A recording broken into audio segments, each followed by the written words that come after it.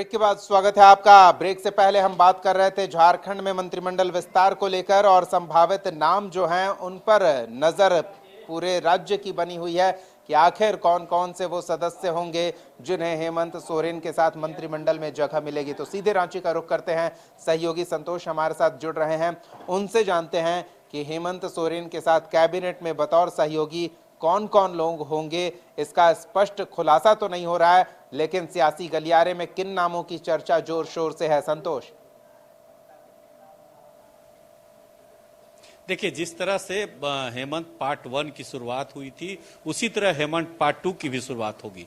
कई नए चेहरे को मौका मिलने की उम्मीद है। जैसे जेएमएम की बात करें तो लुईस मरांडी और मथुरा महतो। लुईस मरांडी को इसलिए मंत्री बनाया जा रहा है कि बीजेपी से आकर और जेएमएम टिकट से वो चुनाव जीती है, तो एक तरह से जेएमएम की तरफ से उसे इनाम दिया जाएगा। वहीं लगातार जिस तरह से कई कयास लगाए जा रहे हैं, कई नए चेहरे, लेकिन उम्मीद है कि जो पुराने चेहरे जेएमएम कोटे से थे उन्हीं पर फिर जेएमएम के जो पार्टी है उन पर भरोसा करेगी। बात करें कांग्रेस का, तो कांग्रेस जिस तरह से पार्टी के प्रदेश अध्यक्ष, झारखंड प्रदेश अध्यक्ष कांग्रेस कमलेश महतो ने जब दिल्ली से मिलकर, आला कमान से उन्होंने मिलकर और मिलने के बाद जिस तरह से उन्होंने खुलासा किया कि हमने राष्ट्रीय अध्यक्ष मल्लिकार्जुन खड़गे और जो कांग्रेस के बड़े नेता राहुल गांधी को सूची सौंप दी है, लेकिन पत्ता नहीं खोलेंगे।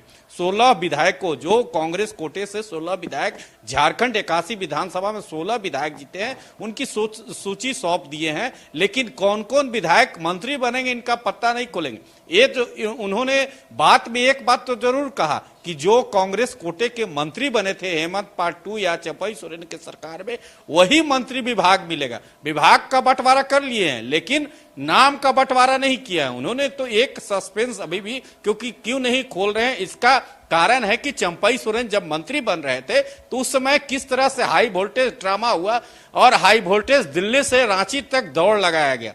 तो आप समझ सकते हैं कि शनिवार से कमलेश महतो और गुलाम अहमद मीर जो झारखंड प्रभारी हैं, दिल्ली से रांची तक दौड़ लगा रहे हैं, आला कमान से मिल रहे हैं, फिर रांची आ रहे हैं, फिर मुख्यमंत्री से मिल रहे हैं। तो दौड़ जो रांची और दिल्ली का राजनीतिक अभी भी जारी है। चाहे वो आरजेडी कोटे की बात करें तो कल तक सुरेश पासवान का नाम आ रहा था, आज संजय यादव का नाम आ गया। तो पटना से रांची का दौड़ आरजेडी कोटे के भी जो विधायक हैं वो दौड़ लगा रहे हैं। लालू के दरबार में राबड़ी देवी से मिल रहे हैं तेजस्वी यादव।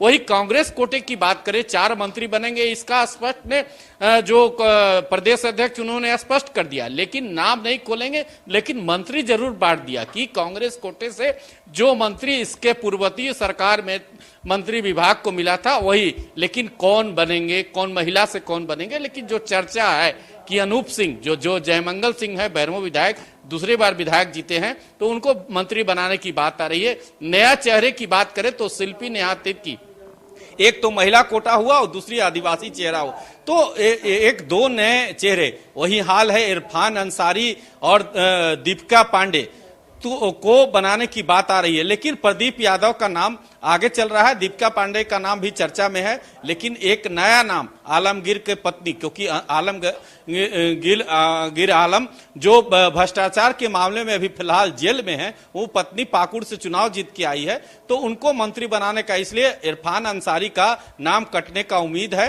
अब देखना होगा, क्योंकि कल 12:30 बजे जो राजभवन में तैयारी चल रहा है और उसमें जो 5, 4 और 1 का फार्मूला है, तो उस फार्मूला में कितने फिट बैठते हैं, चाहे वो कांग्रेस की बात करे, जेएमएम की बात करे, आरजेडी की बात करे, तो उस फार्मूला में फिट कैसे, कौन जो नए चेहरा कल किसके सर पर ताज मंत्री का सस्ता है कैबिनेट मंत्री में। लेकिन चर्चा और दिल्ली और रांची का दौड़, जो कांग्रेस के जो विधायक हैं लगातार दिल्ली के दौड़ लगा रहे, चाहे इरफान अंसारी की बात करें, अनूप सिंह की बात करें, तो लगातार जिस तरह से शिल्पी नेहा तिर्की ने बयान दिया कि हम मंत्री पद के प्रबल दावेदार हैं, तो अब देखना होगा, हमें थोड़ा इंतजार करना होगा, क्योंकि कांग्रेस जो प्रदेश अध्यक्ष कमलेश महतो विभाग का बंटवारा का पत्ता खोला, लेकिन लेकिन नाम का पत्ता इसलिए कि इसके पहले जो चंपई सोरेन का मंत्री विस्तार हुआ था उसमें किस तरह से हाई वोल्टेज ड्रामा हुआ था, सर्किट हाउस, फिर होटल, फिर दिल्ली,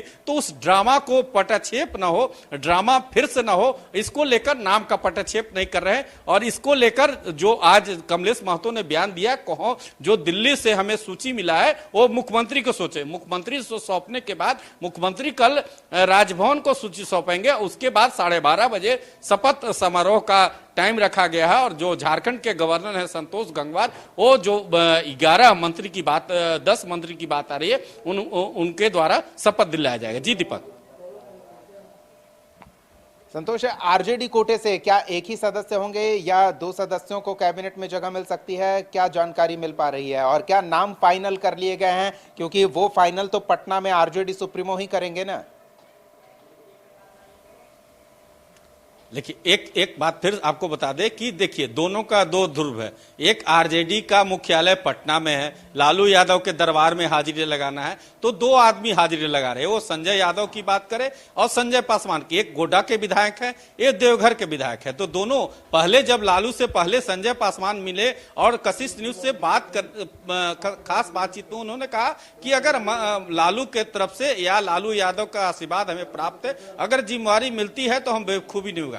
लेकिन आज जो सूत्र बता रहे हैं कि संजय यादव जो गोड्डा से विधायक जीत कर आए हैं, वो उनका जिस तरह से बयान आया है कि हमें लालू प्रसाद का आशीर्वाद प्राप्त हो गया है, राबड़ी देवी का आशीर्वाद, तेजस्वी, तो अब देखना होगा क्योंकि कांग्रेस आरजेडी कोटा से एक ही मंत्री बनना है, तो दोनों में एक कोई, लेकिन दोनों रेस में है। अब रेस में जीत किसकी होती है तो कल, क्योंकि दोनों, चाहे वो कांग्रेस की बात करे या आरजेडी की बात करे, दोनों तरफ से पत्ता नहीं खोला गया है, लेकिन मंत्री एक ही बना जाएगा। क्योंकि हेमंत पार्ट 2 की बात करे या चंपई सोरेन सरकार की बात करे, तो उस समय भी आरजेडी कोटा से सत्यानंद भोक्ता मंत्री थे जो पूर्व मंत्री हो गए, तो एक ही आरजेडी कोटे से, और कांग्रेस से 4 और जेएमएम से 5 और 6, अगर 5 बनते हैं तो जो नाम हम जो कशिश न्यूज ने बताया, और उसके बाद अगर 6 बनते हैं तो एक नया नाम भवनाथपुर से जुटेगा, उस नाम पर भी चर्चा हो रहा है। लेकिन अब देखना होगा कि 5 ही नाम, क्योंकि जिस तरह से कहा जा रहा है कि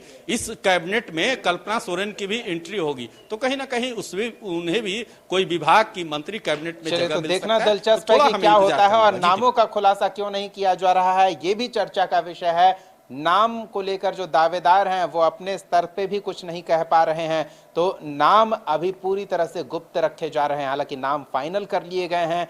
शपथ ग्रहण के समारोह में मंच पर कौन कौन होगा, तभी शायद ये पता चल पाएगा कि मंत्रिमंडल में किन लोगों को जगह मिली है। धन्यवाद संतोष इस तमाम बातचीत और जानकारी के लिए।